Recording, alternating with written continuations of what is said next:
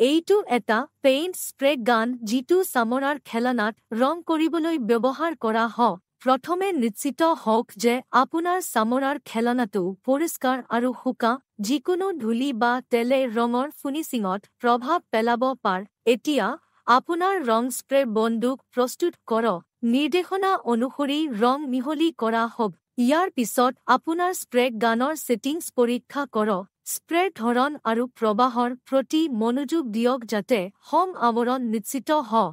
নিশ্চিত কৰিবলৈ যে এই যদি কাম কৰি আছে তেন্তে কাপোৰৰ টুকুৰাত স্প্ৰে পৰীক্ষা কৰক। স্প্ৰে গানটো চেম্বাৰৰ পৃষ্ঠৰ পৰা প্ৰায় পৰা ইঞ্চি বহলকৈ ৰাখিব লাগে। ৰং সমানে লগাবলৈ ডাঙৰ স্পেটিলা ব্যৱহাৰ কৰক। ষ্টিকি পৰা আৰু নৈৰ পৰা হাত সাৰিবলৈ বন্দুকটো এটা ঠাইত এবাৰতকৈ অধিক ব্যৱহাৰ নকৰিব। ৰং লগোৱাৰ পিছত ভালদৰে শুকুৱাবলৈ দিব। বাকী থকা ৰংখিনি পুনৰ পাত্ৰটোত থৈ দিব।